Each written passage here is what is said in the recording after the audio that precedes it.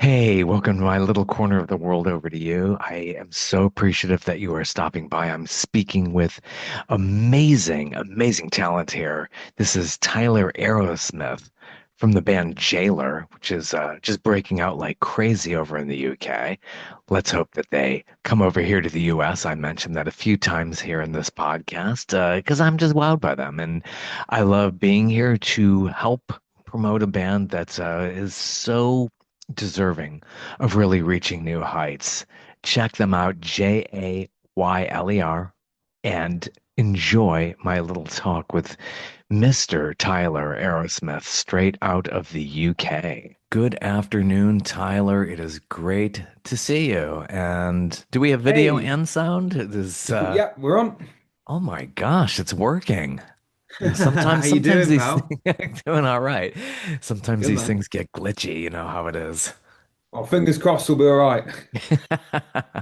We got a great internet connection here too. Are you over in the UK or are you out touring beyond the UK? No, I'm right now. I'm in my home, my little home music room, and yeah, we're not out until when do we fly out? Saturday. We're off to the Netherlands on Saturday. Nice. I saw that schedule. You got some really interesting places to play there. You are beyond the UK. They're digging you in these other countries too. It's spreading. Well, let's hope we get you here in the US. Yeah, we hope to. We're doing some shows in Europe. We want to do a few more shows in the UK as well, of course. And yeah, the plan is to get out to the States. Yeah, it looks like you're already living the dream. It's just amazing. And to see you guys out there and the videos, you're all over the place. Jayler.com, JAYLER. If you want to tell everybody how that name came about for your band, I'm sure people would be curious over here. Yeah, of course. So I think like a lot of names do really. It kind of started as something that we didn't want to keep. It started as a bit of a joke, really. When I first met James in 2021, we were doing open mic nights and we were doing every now and then, like he had a few solo gigs booked in pubs. So I joined him for a few of those. And especially at the open mic nights, you had to write your names down on a chalkboard. So we got a bit tired of putting James and Tyler every time. So I believe my dad just said Jay. James was going by the name Jay on the scene at the time, and Tyler. So he just said Jailer and he put it up on like his phone on an LED screen while we were playing and we're like, oh, that'll do. So yeah, we started writing Jailer down and whenever we started doing gigs, we put Jailer and every time we did a poster or said our name as Jailer, we're like, we'll change it eventually. It'll do for now. And then people started printing t-shirts, we put out the EP and we're like, well, I guess it's staying as Jailer now. Yeah, it's great. That's really great. Yeah, it's just a happy accident. But beyond the name, you go online and you see these videos, and it's like you see Robert Plant as basically reborn here. It's just from the 1970s. It just really takes me back. Your styles and the sound. It's just, this is real rock and roll really coming back, in the age of so much segmented music. So obviously, you have elders, your parents who are really into this kind of stuff and really influenced you to explore this and you're doing it in your very own way. This is not a cover band by any means. No, well for me, it was mainly my father who got me into music straight away. My mum not so much. She liked a bit more like the kind of soul and like Motown kind of music, which I've come to appreciate a lot more now, especially like Ricky James and Ed all like that kind of genre of stuff, and I Yeah. do too now. I respect it, I listen to it. It's nice stuff. But that was always my dad at the start, and he as far back as I can remember, AC/DC was playing in the house. We didn't listen to pop radio. It was always put on the rock station, when you get the car, when we get home, it was always on. So yeah, that was like all the time. I didn't really listen to pop radio. I didn't know what it was. And in like the end of primary school and then going into high school, my friends were telling me about all these artists. I'm like, who are you on about? You never heard of Metallica? You never heard of Deep Purple? You never heard of ACD? I just didn't know about all these other pop artists. And, I started listening. I'm like, oh, okay, yeah, it's all right. But, listen to this, listen to some guitar-based music. So, yeah, just was just the norm for me. And, the other guys, like especially James, he's explored all different genres of music, but it really goes back to when he was about 8 years old. His nan showed him how to put a vinyl on a record player, and it was a John Denver vinyl. Yeah. So a lot of like Great his artist. kind of song, exactly fantastic. A lot of his Yeah. songwriting comes from that kind of more like folky country, like John Denver, Bob Dylan, Crosby, Stills, Nash and Young, that kind of stuff. So yeah, there's a lot of different genres that go on there. Yeah, you would never know that by watching your videos and listening to your great new album coming out for the summer, just in time for Oh, the summer here too. there we go. This There it is. folks. Yeah. Wow. I love the artwork. See, I only listen Thank to this you. digitally. So yeah, get that vinyl. This is really good old school, but it's new school as well. What's old is new again. And wow, what great tracks on here. You start this album off. It's called Voices Unheard, and Correct. intro. I mean, I love the way an album can kick off and really get people into it. And you were doing some other type of songs as your opener, but especially for this album, it really kicks it off. And really, what follows are just some really excellent tracks and urge anybody to get out there and get it. So, how long did it take to get this album together? Well, thank you very much. I mean, we recorded the album in September last year. So it hasn't been too long, getting it out. It's kind of like the standard. But as far as the tracks, there's some stuff on there that was written before we released the EP in 2023.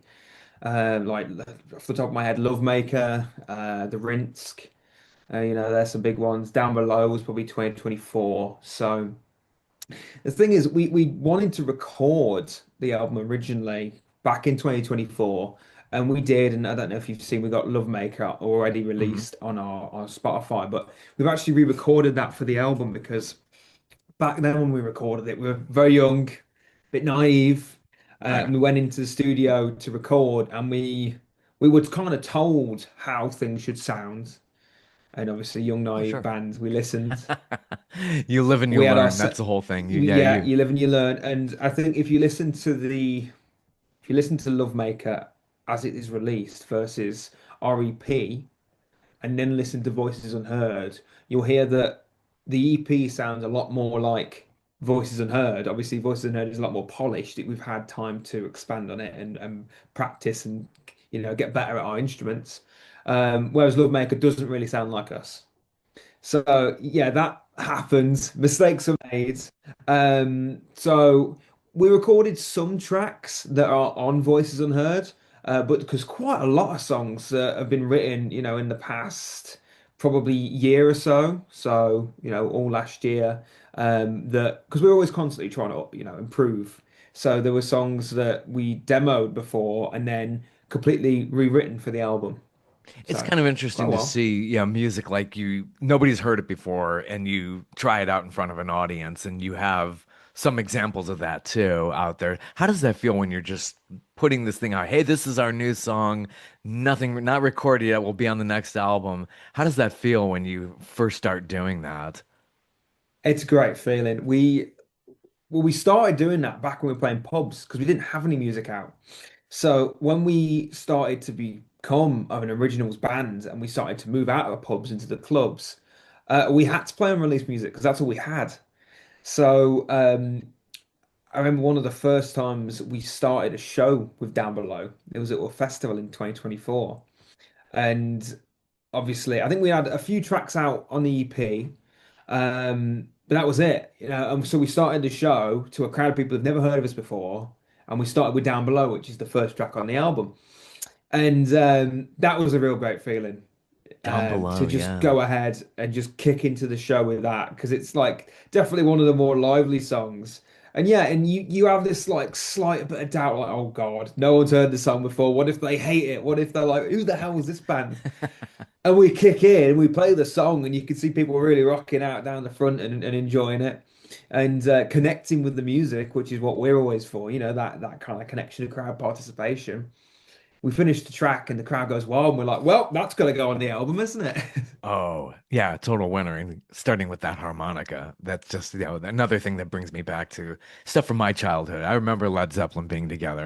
I'm not trying Yeah. to edge myself here, but you are very inspired by Def Leppard's Pyromania, which I just spun the Oh other yeah. day. Wow. I mean, I forgot like how what a great sequence there is on Pyromania. That has to be a huge inspiration for you. Absolutely, yeah. That's for me, that's my favorite Leopard album. Oh, yeah, I But forgot how great it is. yeah, it's phenomenal, and yeah, it's at a time. I mean, it's so ahead of its time. Obviously, Hysteria is the same, so ahead of its time. But Pyromania came so much. I think it was his early '80s, wasn't it? I think Yeah, Pyromania. So it's somewhere now. That's could be maybe mid to late. I forgot the year yeah, it even came so out. But yeah, yeah, it's wow. fantastic, and I remember hearing the sonics of that album, and this. I mean, I saw it was funny. I hadn't met James before. I think this would have been about 2018, probably. I went to see Def Leppard in Birmingham, Uh, and James went to see Def Leppard in Manchester, which was the night after. And we only found this out obviously once we've met and we spoke about it, and we both said, what a sound they have. It's so them, and it's yeah, yeah, massive, for a rock band, to have you got two guitars, bass, drums, singer. What a massive sound. It's unlike anything else, especially at that time. yeah. James Bartholomew, cannot be with us today, but the No. vocals, I don't know how he did it or how you even do it with guitar. I mean, you must have picked this up very, very young and heard this stuff very young, because this kid, he could sing. I mean, seriously, what did you feel like when you first started just jamming with him and hearing that voice? Yeah, it's not bad. He passed the No, audition. yeah.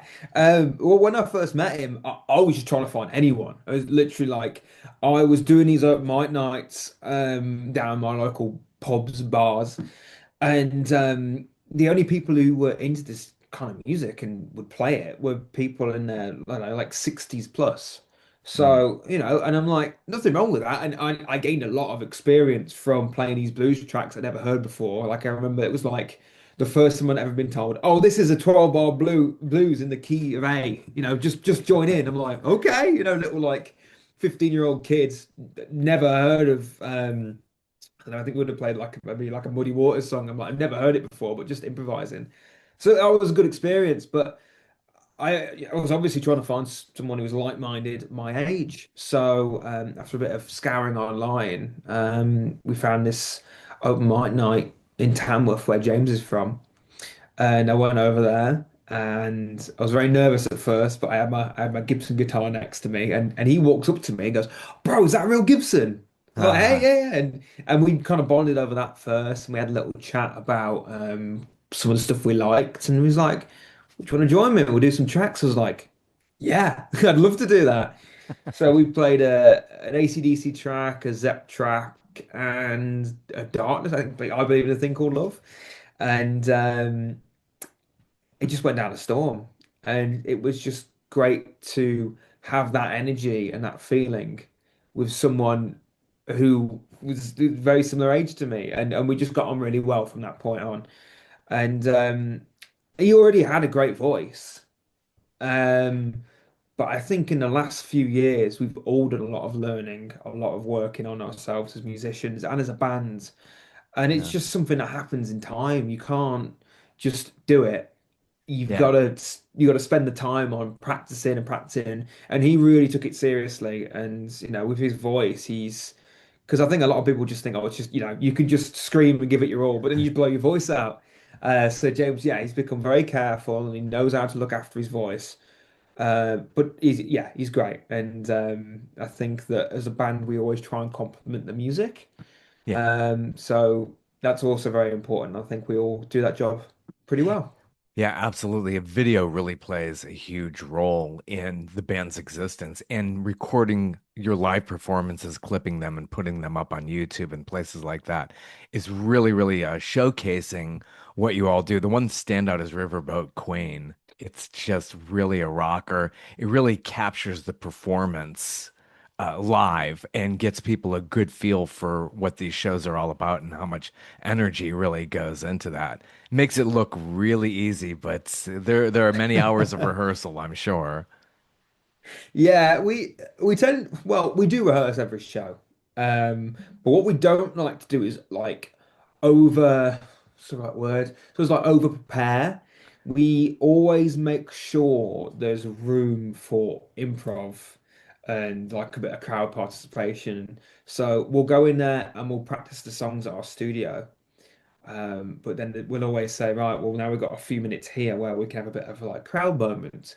Or in the middle of this track, like it's often in the Rinsk, we'll have a big jam section. And that's That's not huge. really thought out. That's like you go on stage and we get to the jam section, and it's normally James that kind of orchestrates it. He'll turn around and we'll go, right, let's go into I don't know, let's go into Voodoo Child, and we'll play a little bit like the Voodoo Child riff. Mhm. So yeah, we're always messing around and we're always trying to improvise and keep it real. Yeah, you did that at a festival. I see that Yeah. clipped on YouTube. I mean, whoa. I mean, that is a long track. You chose that as your closer for this new album. This is really just an incredible performance. Call of the Wild Festival, where it was recorded. Yeah. Yeah, just a total epic set closer. And I love the idea that you have leaned so much into prog rock. I love those bands like Yes or Genesis or any of those guys, Emerson, Lake and Yeah. Palmer. Yeah, it's Yeah, I really. like Rush is a big one for me. Oh, Rush. Oh my Yeah, gosh. massive. So yeah, we're not afraid to explore that side of things because it's just fun. It's just fun to do it. Yeah, yeah, and I swear it's just like seeing the Lovemaker video and well, that steam coming off that stage. It's just really gets you. It just really puts you in the mood when you're performing live like that. Yeah. And I really, really like the song. This is a really cool track, Bittersweet, which is just this is like your more poignant moments, is saying goodbye to a loved one. How did that one come about? So that one, so that was a James track, and one day we're at the studio. It probably would have been early last year, and as we do, we get set up and we start plugging in amps, and Ed starts to tune up his drums, and we start smacking things and making very loud noises. Now, this one day, James started to get a bit of a migraine. He's just like, "Oh, can't deal with that." So we're in this like kind of wooded area. Our studio, it's out in the middle of nowhere, so mainly so no neighbors can complain, which so that works well. Um, so he goes wandering off into this wooded area with an acoustic guitar and a notepad. I don't think he even took his phone. He was just very old school, and he had some ideas, but he kind of just wanted to escape all the noise. So he goes over to this wooded area, sits down with his acoustic, and he just starts messing around on his acoustic guitar. And it was at a time where the band's starting to, like it's doing well, doing this, and it's starting to go like that. And a lot of the time, free time that we had is now spent with the band.